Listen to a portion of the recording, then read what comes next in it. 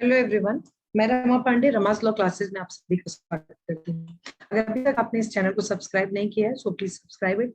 आज की second video है इंडियन पीनल कोड की। जैसे मैंने आपको फर्स्ट वीडियो में फुल जनरल एक्सेप्शन कवर किए थे section 76 to 106 of Indian penal code, आज की इस वीडियो में हम एक दूसरा इंपॉर्टेंट पार्ट को कवर करने जा रहे हैं जो कि आपके डेफिनेशन क्लॉज से स्टार्ट होगा। अगर आप लोगों ने देखा होगा प्रीवियस ईयर के क्वेश्चन पेपर में, तो इंडियन पीनल कोड में जो डेफिनेशन क्लॉज है plays a very important role.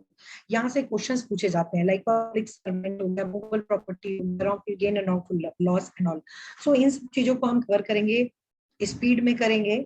सो आप बैराक को साथ में रखकर बैठिए। जैसे क्वेश्चन पीटी में, ये आपके ऑल इंडिया के लिए, एपीओ के लिए, यूपी जे, उत्तराखंड जे, कहीं पर भी जहां पर इंडियन पीनल कोड आपके सिलेबस में है वहां पर इस तरह के क्वेश्चंस पूछे जाते हैं। सो सबसे पहले आप डेफिनेशन क्लॉज में आप ध्यान रखिएगा जेंडर। जेंडर कहां पर डिफाइन किया है? सेक्शन 8 में डिफाइन किया है। और ये कहते हैं he and its derivatives are used of any person whether male और फीमेल। तो यहाँ पर जेंडर में मेल और फीमेल टर्म का इस्तेमाल है, ट्रांसजेंडर टर्म इस्तेमाल नहीं है और ना ही अमेंडमेंट किया गया है। इस बात को ध्यान रखिएगा। Then men and women, again 10 में डिफाइन है। जेंडर ही और शी इंक्लूड है, मेल फीमेल। लेकिन अगर मेन वुमेन, देखिए मेल फीमेल पूछा जाएगा, देन सेक्शन 8 को आप टिक करेंगे। मैन एंड वुमेन दोनों में अंतर है। मैन वुमेन पूछा जाएगा तो आप 10 टिक करेंगे। देन आता है पर्सन। पर्सन को कहाँ डिफाइन किया गया? ये पर्सन पूरा इंडियन पीनल कोड में आपको आगे जरूरत पड़ेगी, स्पेशली आपको डिफेमेशन के केस में। तो पर्सन टर्म का मतलब है मतलब जो नेचुरल पर्सन है और आर्ट, जैसे हम आप हैं नेचुरल ह्यूमन बीइंग, हम पर्सन है। और कई बार body of individual, association of person, company वगैरह, तो ये आर्टिफिशियल पर्सन है, ये नेचुरली ह्यूमन बीइंग नहीं है, लेकिन इनको पर्सन की तरह रिकॉग्निशन दिया गया है। सो पर्सन कहाँ डिफाइन है? 11 में डिफाइन है। देन आप सेक्शन 14 को सर्वेंट ऑफ गवर्नमेंट अगर पूछा जाएगा, देन 14। इसके बाद आप आइए, इसके बाद आपको ध्यान रखना है जज टर्म। सेक्शन 19, यहां से क्वेश्चन आता है जज। तो जज कहाँ डिफाइन है? 19 में डिफाइन है। और जज में कौन कौन इंक्लूड है? तो यहाँ पर एवरी पर्सन जो ऑफिशियली डिजिग्नेट किया गया है जज की तरह, वो हर वो व्यक्ति, यहाँ पर आपको ध्यान रखना है जज 19 में डिफाइन किया गया है। हर वो व्यक्ति, पहले तो वो व्यक्ति जो ऑफिशियली डिजिग्नेटेड है एज अ जज, every person who is empowered by law, जो बाय लॉ एम्पावर्ड है आइदर इन सिविल और क्रिमिनल और किसी भी लीगल प्रोसीडिंग में to give a definite judgement, जो व्यक्ति एक डेफिनेट जजमेंट दे सकता है, ठीक है, वो जज है। जो जज की तरह डिजिग्नेट है वो जज है। हु इज वन और अ बॉडी और पर्सन हु विच बॉडी और person is empowered by law to give a judgement, जो जजमेंट दे सकता है। मेंबर ऑफ पंचायत, इसको ध्यान रखना, जो पंचायत के मेंबर हैं, सरपंच वगैरह हैं, पंच हैं, ये यहाँ इनको भी कुछ केसेस में जरा यूपी पंचायती राज पढ़ोगे, अब डिलीट कर दिया है 2017 से चैप्टर 6 को यूपी पंचायत में, लेकिन सेक्शन 42 टू 94 ए जो था वो न्याय पंचायत से रिलेटेड था। न्याय पंचायत के जो मेंबर होते हैं वो एक्चुअली ग्राम पंचायत के ही होते हैं, वो पंच सरपंच वगैरह, सहायक सरपंच। तो उनके पास भी अधिकार होता था कुछ पर्टिकुलर मैटर पर judicial decision, like cattle trust पास है, आईपीसी के भी कुछ ऑफेंसेस रहते हैं, तो वहां पर उनके पास राइट रहता था उनको जुडिशियली डिटरमिन करने का। इसीलिए जो मेंबर ऑफ पंचायत, सरपंच वगैरह हैं, उनको भी जज की कैटेगरी में रखा जाता है, ठीक है। तो इसको आप ध्यान रखिएगा। देन पब्लिक सर्वेंट तो मोस्ट मोस्ट इंपॉर्टेंट की कैटेगरी में रखिएगा। कोर्ट ऑफ जस्टिस का सेक्शन नंबर याद रखना, केवल सेक्शन नंबर, जज पूछेगा देन 19 और कोर्ट ऑफ जस्टिस इसके बाद आता है तो वो 20 है। पब्लिक सर्वेंट तो मोस्ट मोस्ट इंपॉर्टेंट है। तो पब्लिक सर्वेंट में क्या क्या आएगा भाई? जितने भी कमीशन ऑफिसर होते हैं वो सारे पब्लिक सर्वेंट है, चाहे आप एयर फोर्स में हो, मिलिट्री में हो, नेवल में हो, आप सारे, ठीक है, आप भी पब्लिक सर्वेंट है। जूरीमैन वगैरह हैं, आर्बिट्रेटर वगैरह हैं, ये भी आपके पब्लिक सर्वेंट है। तो पब्लिक सर्वेंट की जो एक डेफिनेशन है इसकी तो आप एक रीडिंग कर ही लीजिएगा 21 की, लेकिन इसके बाद कुछ चीजें हैं जो अक्सर करके पूछा जाता है 21 में। वो क्या म्युनिसिपल कमिश्नर है पब्लिक सर्वेंट? यस, मतलब कुछ क्वेश्चन हैं जो पूछे जाते हैं। म्युनिसिपल कमिश्नर है पब्लिक सर्वेंट है क्या? विलेज कोतवाल पब्लिक सर्वेंट में आता है? यस है, ठीक है। लोकल बॉडीज के, कॉरपोरेशन के या बोर्ड वगैरह के जो एम्प्लॉइज होते हैं लोकल अथॉरिटीज के, क्या वो पब्लिक सर्वेंट है? यस है। फिल्म सेंसर बोर्ड के जो चेयरमैन है, क्या वो पब्लिक सर्वेंट है? यस, वो होते हैं, ठीक है। नेशनल बैंक के जो एम्प्लॉय होते हैं, क्या वो पब्लिक सर्वेंट होते हैं? यस होते हैं। ठीक है, चीफ मिनिस्टर ऑफ स्टेट, इस पर M Karunanidhi versus union of India का केस है। M Karunanidhi versus union of India, इसको ध्यान रखना। तो आपसे चीफ मिनिस्टर ऑफ स्टेट और मिनिस्टर्स पूछेंगे तो आप बोलोगे कि यस पब्लिक सर्वेंट है, लेकिन दो तीन लोग हैं जो पब्लिक सर्वेंट नहीं है, और ये भी बहुत पूछा जाता है। इसमें फेमस केस है R S Nayak versus A R Antulay का 1984 का। R S Nayak versus A R, मैं लिख नहीं सकती बोर्ड पर क्योंकि मुझे बहुत फास्ट कराना है, अदरवाइज मैं आराम से पढ़ाती तो मैं डेफिनेटली केसेस लिखती जाती। मैं बोल रही हूँ, आप पॉज करिए वीडियो को और लिख लीजिए, ठीक है। So R S Nayak versus A R Antulay 1984, ये सुप्रीम कोर्ट का है, और इसमें बोला था एमएलए क्या मेंबर ऑफ लेजिस्लेटिव असेंबली, क्या ये पब्लिक सर्वेंट है? तो ध्यान रखना पब्लिक सर्वेंट नहीं है, और ये बहुत पूछा जाता है, आईपीसी में नहीं है। अब तमाम ऐसे लॉज है एंटी करप्शन वगैरह, वहां का आप छोड़िए, इंडियन पीनल कोड की बात आप करोगे तो ये आईपीसी में नहीं है। क्या जो एग्जामिनर, यूनिवर्सिटी के जो एग्जामिनर है, या इंडियन पीनल कोड में ये पब्लिक सर्वेंट नहीं है। अदर लॉज में देखोगे ना तो यूनिवर्सिटी के एम्प्लॉय को पब्लिक सर्वेंट माना है, बट सेक्शन 21 में ये पब्लिक सर्वेंट की कैटेगरी में नहीं आते, ठीक है। तो इसको आप ध्यान रखिएगा, ये दो चीजें, यूनिवर्सिटी के जो एग्जामिनर वगैरह हैं ये पब्लिक सर्वेंट नहीं है, एमएलए पब्लिक सर्वेंट नहीं है, ठीक। इसके बाद 21 के बाद मूवेबल प्रॉपर्टी। 22 मूवेबल प्रॉपर्टी कहाँ डिफाइन किया है? 22 में। आप सबको पता है हर वो चीज जिसको एक प्लेस से हम दूसरे प्लेस पर ले जा सकते हैं, ठीक है, वो मूवेबल प्रॉपर्टी में आएगा। तो यहाँ पर 22 कहता है the word movable property are intended to include corporate property of every description. लेकिन जमीन, लैंड जो है वो मूवेबल नहीं है, except land things attached. Land को छोड़कर जो चीजें अटैच्ड हैं या permanently fastened to anything which is attached, तो अर्थ, वॉल्स, आपके घर हैं जो परमानेंटली अटैच्ड है, ऐसा नहीं है कि आप घर यहाँ पर रखा है फिर उठा के वहां रख दोगे। सो आपकी लैंड, घर, ओके, घर। अब घर की दीवालों में जो खिड़कियां वगैरह, विंडो वगैरह हैं, दीवार अटैच्ड है अर्थ से, और इस दीवार में एनीथिंग एम्बेडेड जो इसमें जुड़ा हुआ है, खिड़कियां वगैरह, ठीक है, ये सारी चीजें भी आपकी इमूवेबल में आती हैं। तो हर वो चीज मूवेबल है इन तीन चीजों को छोड़कर, लैंड, थिंग अटैच टू और परमानेंटली फर्स्टेड। तो इसको आप ध्यान रखिएगा, सेक्शन 22। देन रॉन्गफुल गेन और रॉन्गफुल लॉस, ये को पूछा जाता है, इसके सेक्शन नंबर भी आपको याद रखना है। देखिए रॉन्गफुल गेन, ये टर्म को सजेस्ट कर रहा है, गेन मुझे हो रहा है किसी चीज से, लेकिन वो गेन रॉन्गफुल तरीके से है, मतलब I am not legally authorised, I am not legally entitled to gain, है ना। मेरे घर के सामने कोई फेरी वाला आया और वो अपना साइकिल रख के, है ना, पानी पीने सामने चला गया, और जैसे ही उसने अपनी साइकिल खड़ी की और मैंने उसकी फेरी वाले के, मतलब साइकिल पर जितनी भी साड़ियां और सूट लटके थे मैंने सारे उठा के अपने घर में रख ली, मुझे गेन तो हुआ, but that gain is wrongful, I am not entitled for that gain. So ये गेन रॉन्गफुल होता है, सेक्शन 23 में डिफाइंड है।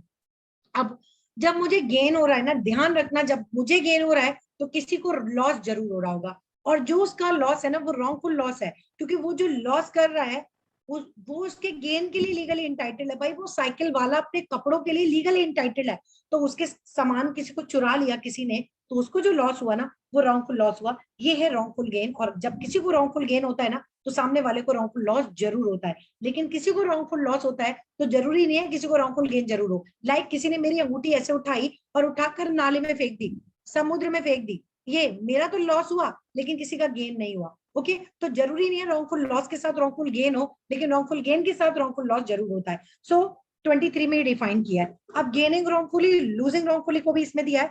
A person is said to gain wrongfully when such act retain. देखिए मुझे रॉन्गफुल गेन हुआ तो retain wrongfully as well as when such person acquires wrongfully. So जैसे मैंने अगर रॉन्गफुली एक्वायर किया, भाई मैंने उसकी फेरी वाले के कपड़ों को उठा के घर में रख लिया, सो आई एक्वायर रॉन्गफुली, और मैंने उसको रखा रहा और रिटेन मैंने करती रही मैं उसको, सो मैंने एक्वायर किया साथ में उसको मैं रखी रही, it is called gaining wrongfully. और लूजिंग रॉन्गफुली जस्ट इसका उल्टा है, ठीक है।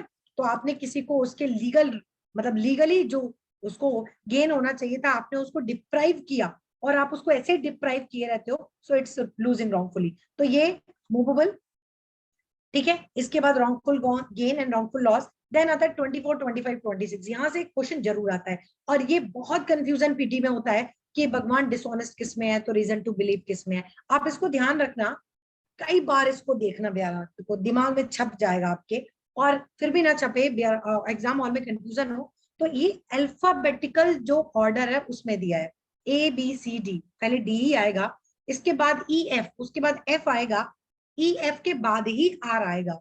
तो पहले डिसऑनेस्ट है, इसके बाद ही अल्फाबेटिकल ऑर्डर में एफ आएगा। तो पहले डिसऑनेस्ट है, देन फ्रॉडुलेंट है, देन रीजन टू बिलीव है। तो 24, 25, 26 आप इसमें कंफ्यूज नहीं होंगे। डिसऑनेस्ट क्या होता है, देखिए सेक्शन 24 में डिफाइन है, मैक्सिमम टाइम इसका सेक्शन पूछा जाता है, तो आप ध्यान रखना सेक्शन 24 में डिसऑनेस्ट। अब डिसऑनेस्ट होता क्या है, देखिए मैं कोई भी काम कर रही हूँ, हाँ, हालांकि प्रैक्टिकली आप सब जानते हो डिसऑनेस्ट का मतलब क्या होता है। हाँ? आप कोई भी काम इतनी बुरी नीयत से करो कि आपको फायदा हो जाए, जिसमें आपको होना नहीं चाहिए था। 5 रुपए की चीज आप सामने वाले को मूर्ख बनाकर 1 रुपए में ले आते हो ना, तो आप क्या करते हो, आप रॉन्गफुल गेन कर रहे हो। जो आपने 4 रुपए बचा लिए ना, ये आपका रॉन्गफुल गेन है, और उस बेचारे को जो 4 रुपए का नुकसान हुआ ना, वो उसका रॉन्गफुल लॉस है। तो जब कोई भी व्यक्ति ऐसा काम विद इंटेंशन करता है, देखिए बाय मिस्टेक हो गया अलग बात है, मतलब गलती से हो गया और इनोसेंटली हो गया अलग बात है, लेकिन आपने जब ये काम इंटेंशनली करते हो, मेंस रिया के साथ करते हो, गिल्टी इंटेंशन के साथ करते हो, with intention to cause wrongful gain to himself or herself, and at the same time to cause wrongful loss, दूसरे व्यक्ति को wrongful loss करने के लिए, तो आप कहते हैं हम ये काम डिसऑनेस्टली करते हैं ना, कि यार 100 रुपए की चीज थी, मैं तो 50 रुपए में लेके चली आई। इट इज कॉल्ड, आपने बुरे इंटेंशन के साथ किया, उसको 50 रुपए का नुकसान किया, खुद को 50 रुपए का फायदा किया। It is called dishonestly. Okay, इसके बाद आता है फ्रॉडुलेंटली। फ्रॉडुलेंटली क्या है, जब आप कोई काम करते हो विद इंटेंशन, यहाँ पर भी आपकी बहुत मेंस्ट्रिया रहती है, मेंटल, आपका जो क्रिमिनल एलिमेंट आपके माइंड का मेंस्ट्रिया इन्वॉल्व हो जाता है। जब आप कोई भी काम क्रिमिनल इंटेंशन के साथ करते हो सामने वाले को डिफ्रॉड करने के लिए, है ना, तब, और डिफ्रॉड में भी यही होता है, आप सामने वाले को लॉस करते हो, खुद को आप बेनिफिट करते हो, वो भी गलत तरीके से। इसको कहते हैं कि आपने वो काम फ्रॉडुलेंटली किया है। और तीसरा है रीजन टू बिलीव। देखिए रीजन टू बिलीव क्या है, इसके नाम को आप तोड़ दीजिए, रीजन टू बिलीव। आपके पास रीजन है कुछ बिलीव करने के लिए। सो कहते हैं कि a person has reason to believe, एक व्यक्ति के पास रीजन है कुछ बिलीव करने के लिए, if he has sufficient cause to believe. बिल्कुल सिंपल है, रीजन कोई कॉज है ना। अब ये आपको काम कहाँ आते हैं सारे डेफिनेशन क्लॉज, ये आते हैं supposed circumstance 301 of Indian penal code, transfer, malice transfer में, okay, negligent, rash and negligent act में, आप बड़ी स्पीड में गाड़ी चला के जा रहे हो, हाँ, और किसी की डेथ हो जाती है, कोई मतलब आपकी गाड़ी के आगे आ जाता है, और आप बाद में डिफेंस लेना चाहते हो कि बहुत सुनसान रास्ता था, या बहुत रात हो चुकी थी, या बहुत कोहरा था।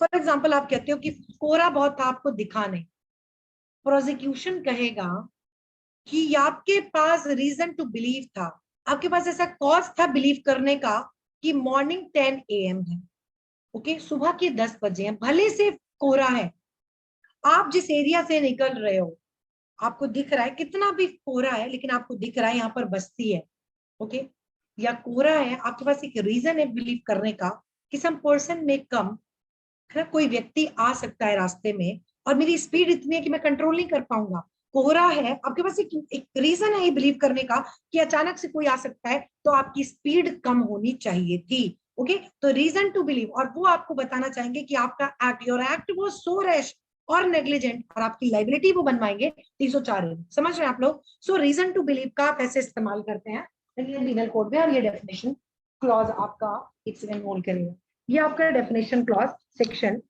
26 है, तो आप इसको याद रखिएगा। देन आता है आपका काउंटरफीट कॉइन, ये ध्यान रखना सेक्शन 28 में। काउंटरफीट कॉइन क्या है भैया, जब कोई व्यक्ति बिल्कुल मिलती जुलती, आपने 500 के नोट को एकदम मिलता जुलता, वही सही, वही साइज, वही प्रिंट एकदम बना दिया है, टू रिसेंबल अनदर थिंग, बिल्कुल एक जैसी असली चीज के जैसी दिखती हुई आपने नकली चीज बनाई, और इंटेंशन से बनाई कि आप किसी और को डिसीव करोगे, किसी को बहकाओगे, है ना, और उसके साथ प्रवंचना करके उसको डिसीव करके आप उससे कुछ करवा लेंगे। मतलब आप 500 के नोट नकली जो बेकार है एकदम, है ना, जिसकी कोई मार्केट वैल्यू नहीं है, आप उसको देकर उससे कुछ बेनिफिट ले लोगे, ये काउंटरफीट कहलाता है। इसको सेक्शन नंबर याद रखिएगा 28 में।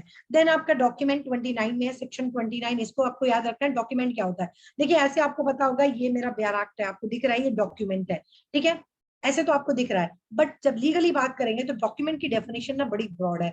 डॉक्यूमेंट में क्या आता है, कोई भी ऐसी चीज, कोई भी ऐसा मटेरियल, मेरी ये जो दीवार है ना पीछे, ये भी डॉक्यूमेंट का काम कर सकती है।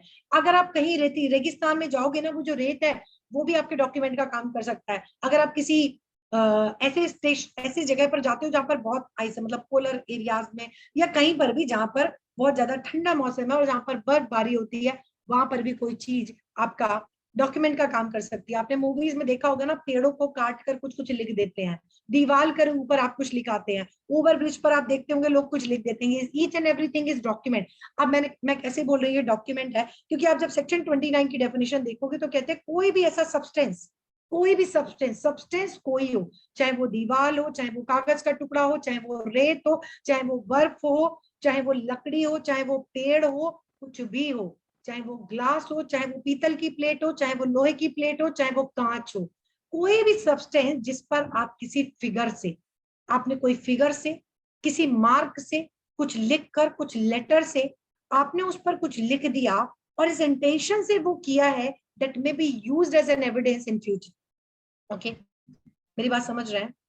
आपके चोट लगी हुई, आप विक्टिम है, किसी ने आपको मारने की कोशिश की, ठीक है, हवा हवा ज्यादा नहीं चल रही है, आपने रेत पर लिख दिया सब कुछ। बचपन में करते होगे ना, अभी भी करते होगे, जमीन पर कुछ लिखा है, मिट्टी में, गाड़ी के शीशे पर पीछे लिखा है अपना नाम। ओके ये सब क्या, ये डॉक्यूमेंट है। तो आपको कुछ नहीं मिला, आपने गाड़ी पर बहुत धूल जमा है, पीछे आपने लिख दिया कि ऐसा ऐसा ऐसा ऐसा उसने मुझे मारा है, हो सकता है मैं ना बचूं। ये जो आपने किया है ना सब्सटेंस पर, ये जो आपने लिखा है ना for the purpose of evidence, कि इसको एविडेंस की तरह इस्तेमाल किया जा सके, ये डॉक्यूमेंट है। ओके आपने किसी प्लेट पर कुछ लिख दिया, आपने किसी पेड़ पर कुछ कटिंग करके लिख दिया, आपने अपने ब्लड से लिख दिया, each and everything comes with in the definition of document under section 29। I think आपको लोग को ये क्लियर हो गया होगा, ठीक है। सो 29 के बाद इलेक्ट्रॉनिक रिकॉर्ड, ध्यान रखिएगा ये 2000 में ऐड किया है। जब इंफॉर्मेशन टेक्नोलॉजी एक्ट 2008 बना तो इलेक्ट्रॉनिक रिकॉर्ड, क्योंकि भाई आज पहले का जमाना अलग था, आजकल तो लोग व्हाट्सएप पे लिखेंगे, आजकल लोग व्हाट्सएप पे लिखेंगे और मेल करेंगे, है ना, तमाम सारे इलेक्ट्रॉनिक मेथड्स हैं।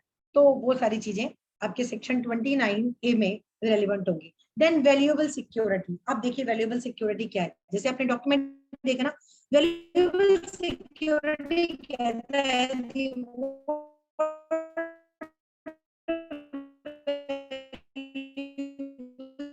सिक्योरिटी डिनोट डॉक्यूमेंट, कोई भी डॉक्यूमेंट, आप कोई राइट क्रिएट करते हो ना, किसी को प्रॉपर्टी गिफ्ट करते हो तो गिफ्ट डीड के थ्रू आप किसी को राइट करते हो, प्रॉपर्टी आप ट्रांसफर करते हो तो जो सेल डीड में आप राइट ट्रांसफर करते हो ना, ये सारी चीजें डॉक्यूमेंट है। तो क्या कोई ब्लैंक पेपर एक वैल्यूएबल सिक्योरिटी हो सकता है? आप आंसर बोलोगे यस हो सकता है, क्योंकि ब्लैंक पेपर को you may convert that blank paper into valuable security. तो एनीथिंग, कोई भी चीज जो आपके राइट क्रिएट करती है, एक्सटेंड करती है, बढ़ाती है, ट्रांसफर करती है, ठीक है, और जिसके थ्रू आप कल को कोई लीगल राइट क्रिएट कर सकते हो, वो सब कुछ वैल्यूएबल सिक्योरिटी में आता है। तो ध्यान रखना, अगर ब्लैंक पेपर आएगा ना तो बोलोगे यस। इसके बाद विल क्या होती है? तो कहता है सेक्शन 31 के सेक्शंस आपको याद रखने हैं, ये आपकी ड्यूटी है। डेफिनेशन क्लॉज जितने हम बता रहे हैं आपको सेक्शंस रखने हैं, कॉन्सेप्ट तो मैं बता रही हूँ आपको, लेकिन सेक्शंस आपको रट के जाना है। यहाँ से सेक्शन से भी क्वेश्चन आएगा, कॉन्सेप्चुअल भी आएगा। देन आता है 31, ये कहता है विल को क्या कहते हैं? कहते हैं will denotes as a testamentary document. अब ये क्या होता है टेस्टामेंट्री? देखिए डॉक्यूमेंट दो तरह के होते हैं, एक होता है टेस्टामेंट्री डॉक्यूमेंट और एक होता है नॉन टेस्टामेंट्री डॉक्यूमेंट। वो डॉक्यूमेंट जो किसी की डेथ के बाद एग्जीक्यूट कराए जाते हैं उनको बोलते हैं टेस्टामेंट्री डॉक्यूमेंट। तो जब भी कोई व्यक्ति वसीयत कर देता है ना, तो आज मैंने वसीयत कर दी ना, आज वो ऑपरेट नहीं होगी, मेरे मरने के बाद वो ऑपरेट होगी, बशर्ते कि मैंने अपनी लाइफ टाइम में उस प्रॉपर्टी को किसी अदर मेथड्स के थ्रू डिस्पोज ऑफ ना किया हो। तो वसीयत क्या होती है? वसीयत जो होती है वो एक टेस्टामेंट्री डॉक्यूमेंट है, मतलब ये डेथ के बाद एग्जीक्यूट होती है। और सेल वगैरह जो होती है ना, गिफ्ट वगैरह, ये नॉन टेस्टामेंट्री डॉक्यूमेंट्स में आती है। देन सेक्शन 32 और 33, यहाँ से क्वेश्चन आता है और खूब गलत होता है। इवन जब मैंने फर्स्ट टाइम अटेम्प्ट किया था, मुझे बहुत अच्छे से याद है, मेरा भी क्वेश्चन गलत हुआ था। एक छोटा सा कंफ्यूजन यहाँ पर हो जाता है, तो आप लोग थोड़ा कायदे से पढ़ के जाइएगा।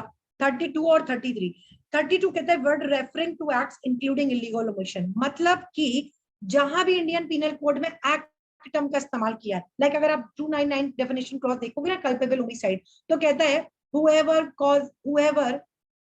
with intention to cause death, whoever by doing any act with intention to cause death, by doing any act, जो भी कोई व्यक्ति मृत्यु करने की आशा से कोई कृत्य करता है, वहां पर ओमिशन टर्म नहीं लिखा होगा। क्या हम ओमिशन को इंक्लूड नहीं करेंगे? 32 कहता है आईपीसी में जहां भी लिखता है, लाइक आपने किसी को मार डाला, आपने किसी की मृत्यु कारित कर दी एक डंडा मार के, और आपने किसी की मृत्यु कारित कर दी उसको खाना ना देके। ओमिशन मतलब होता है जो आपको करना चाहिए था वो आपने नहीं किया, किसी काम का लोप करना।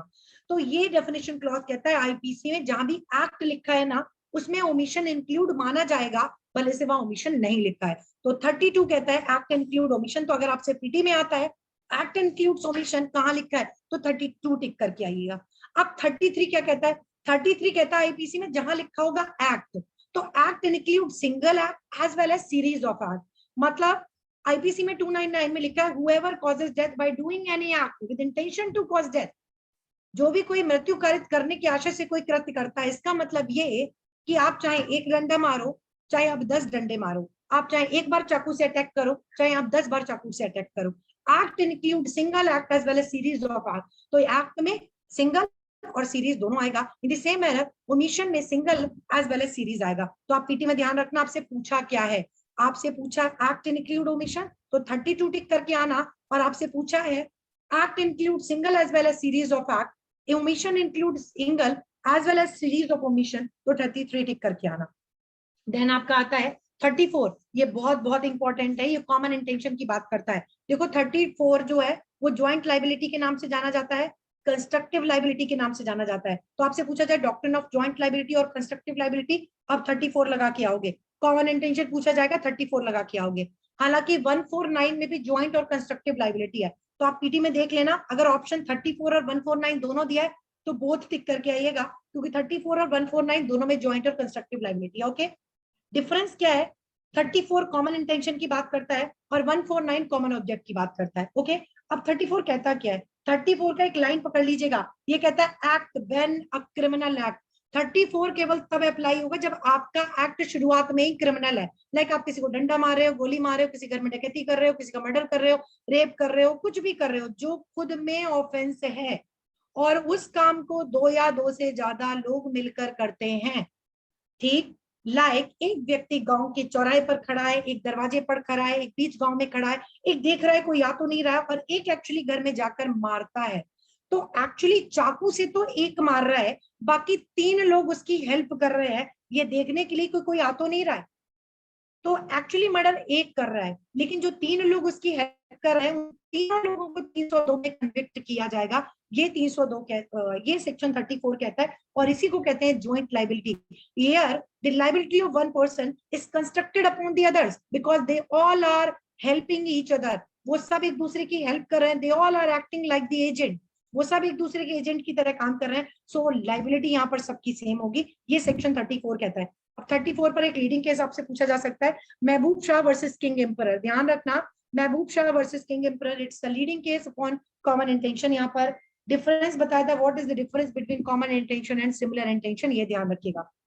इसके बाद दूसरा लीडिंग केस है वरिंद्र कुमार घोष वर्सेस एम्परर। इसमें क्या बोला था, इसमें बहुत इंपॉर्टेंट केस, इसको पोस्ट ऑफिस केस के नाम से भी जानते हैं, Varindra Kumar Ghosh versus emperor, post office case, इसको ध्यान रखना। देखिए सेक्शन 34 में यह भी पूछा जाता है, यहाँ पर physical presence is not essential, rather active participation is essential. ये पीटी में पूछा जाता है, ध्यान रखना।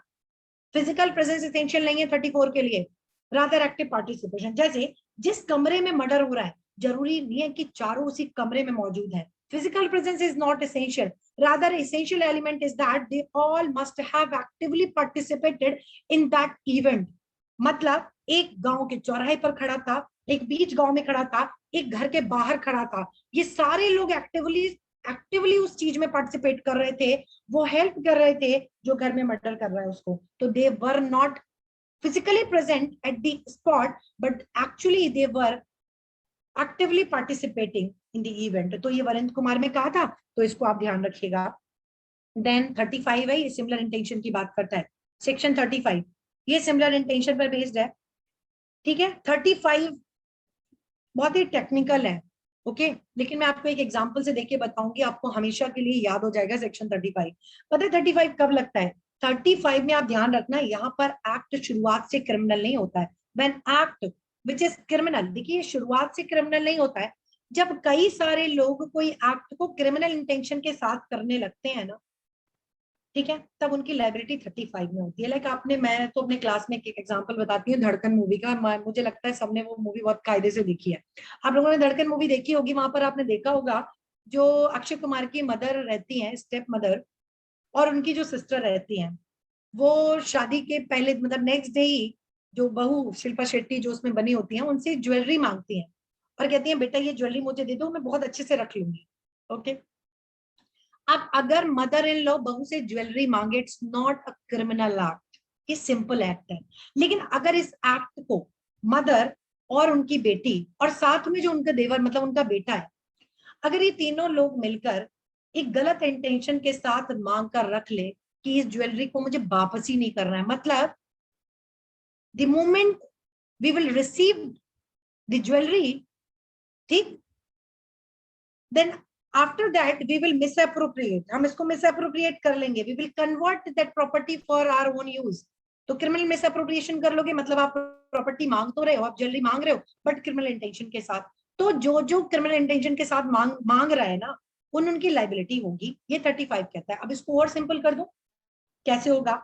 लाइक यहाँ पर अगर सास और उनकी जो बेटी है ना, वो तो क्रिमिनल इंटेंशन के साथ मांगती है, लेकिन जो बेचारा देवर है ना, उसको नहीं पता है कि मेरी माँ और मेरी बहन कैसा इंटेंशन है। उसने कह दिया भाभी को यार दे दो ना, क्या प्रॉब्लम है, आराम से मम्मी के पास रहेगा, सेफ, आप फ्री रहोगे।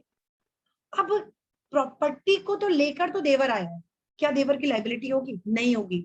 क्यों? क्योंकि इसकी क्रिमिनल इंटेंशन नहीं थी, ठीक है, उसकी कोई क्रिमिनल इंटेंशन नहीं थी। तो सास और बेटी की लाइबिलिटी कैसे होगी? एक्चुअली पनिशमेंट 406 से मिलेगा, क्रिमिनली मिसअप्रोप्रिएट आपने किया है, ओके, और सेक्शन 35 दोनों के ऊपर लग जाएगा, ये 35 है, ठीक है। ऐसे ही फिर 36 है, इसका इलस्ट्रेशन आप लोग पीटी पॉइंट ऑफ व्यू से देख सकते हो। Effect cause partly bye act और पार्टली बाय ओमिशन। कई बार क्या आपको किसी को मारना है ना, तो आप मारो भी उसको और उसको खाना भी ना दो। हो सकता है दैट हर्ट, जो आप मारपीट कर रहे हो, that beating may not be sufficient to cause death, लेकिन क्योंकि आपने उसको खाना भी नहीं दिया, वो बेचारा बड़ा कमजोर हो गया, तो दोनों चीजों के कंबाइंड इफेक्ट से डेथ हुई है, ठीक है। तो इसकी सिचुएशन में 36 विल अप्लाई, आपकी एक्ट और ओमिशन दोनों से हुआ, आपकी लाइबिलिटी 36 अप्लाई होगा। 37 एंड 38, ओके, इसका इलस्ट्रेशन पूछा जाता है। ये कहता है cooperation by doing one of the several act constituting an offence. ये कहता है cooperation by doing one of the several.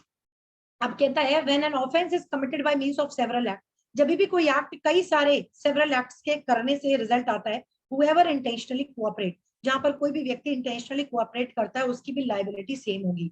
For example A and B agree to murder, A और बी जो है वो अग्री करते हैं मर्डर करने के लिए, by several at a different time giving him small doses, जैसे ए थोड़ी डोज देता है, फिर बी की ड्यूटी होती है, बी देता है। ए जो डोज दे रहा है, that dose is not sufficient enough to cause death, लेकिन दोनों मिलके अपना अपना काम कर रहे हैं, इंटेंशनली कोऑपरेट कर रहे हैं। तो इसकी बस मार्जिनल हेडिंग याद रखना, हालांकि थोड़ा डिटेल टॉपिक है 37, बट यहाँ पर इतना पॉसिबल नहीं है कि मैं उतने डिटेल जा पाऊँ, तो आप बस पीटी के लिए इतना याद रखना, जहां पर दो लोग अपना अपना इंडिविजुअल एक्ट करके कोऑपरेट करके कोई एक्ट करते हैं, तो वहां पर उन दोनों की लाइबिलिटी होगी, section 37 will apply.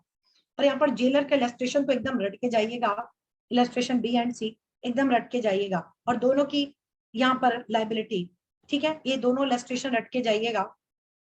Like jailer, एक जो ही जेलर है वो किसी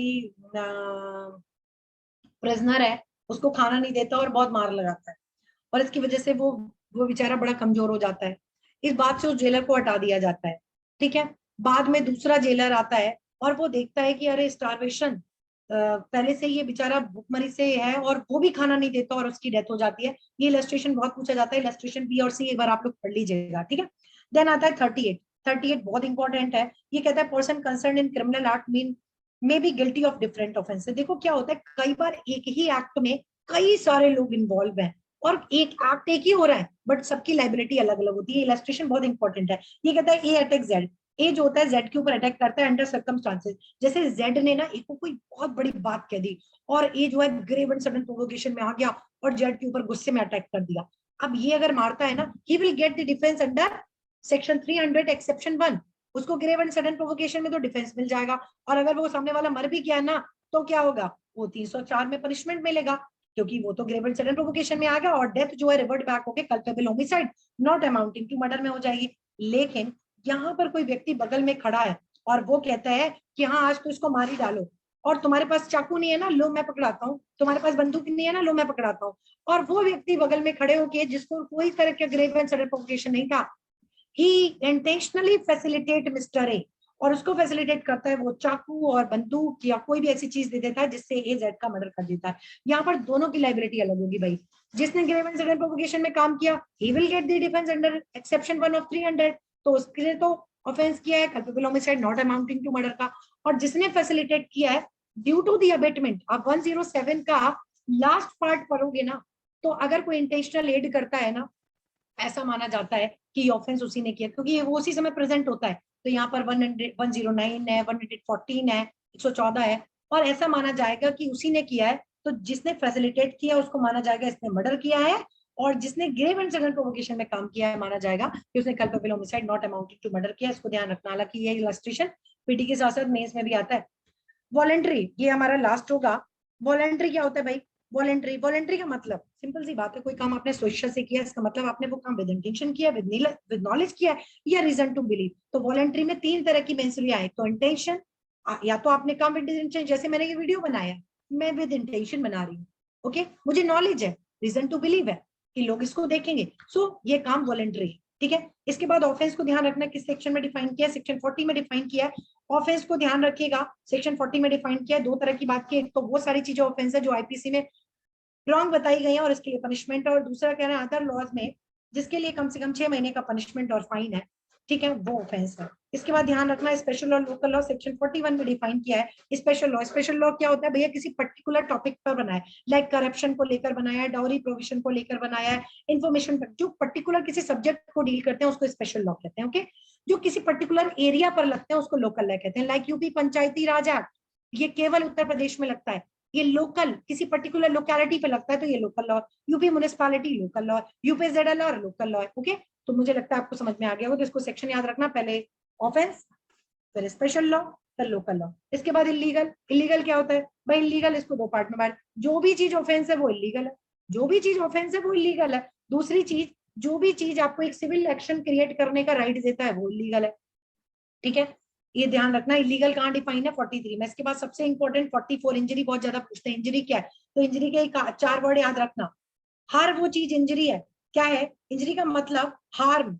अगर आप किसी की बॉडी को हार्म पहुंचाते हो, मतलब उसकी आंख फोड़ दो, नाक काट दो, कान काट दो, बाल काट दो, अगर आप उसकी बॉडी को हार्म पहुंचाते हो आप इंजरी कर रहे हो। आप उसके माइंड को, मतलब वो मेंटल, आप उसको टॉर्चर कर रहे हो ना, आप इंजरी कर रहे हो।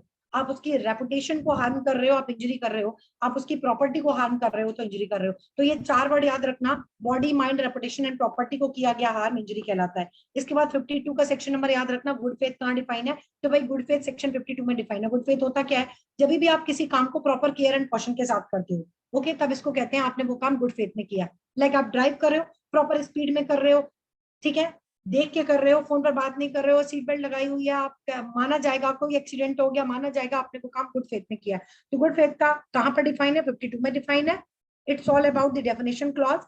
अभी नेक्स्ट वीडियो, ये 3 वीडियो में नहीं हो पाएगा आईपीसी, है ना, 4 वीडियोस में होगा। तो कल आपको मैं करवाऊंगी चैप्टर 3, बहुत बहुत इंपॉर्टेंट है, और सबसे ज्यादा क्वेश्चन गलत होते हैं डिफॉल्ट, फाइन वगैरह से। तो कल नेक्स्ट वीडियो आपकी होगी पनिशमेंट से। ध्यान रखिएगा। अभी इस डेफिनेशन क्लॉज को आप लोग इसको याद करिएगा, और अगर आपको वीडियो पसंद आती है सो प्लीज कमेंट करके जरूर बताइएगा कि आप नेक्स्ट वीडियो आपको मतलब किस टॉपिक पे चाहिए, या कैसी है, या आपका कोई सजेशन हो वो भी बताइएगा। और वीडियो को लाइक जरूर करिएगा।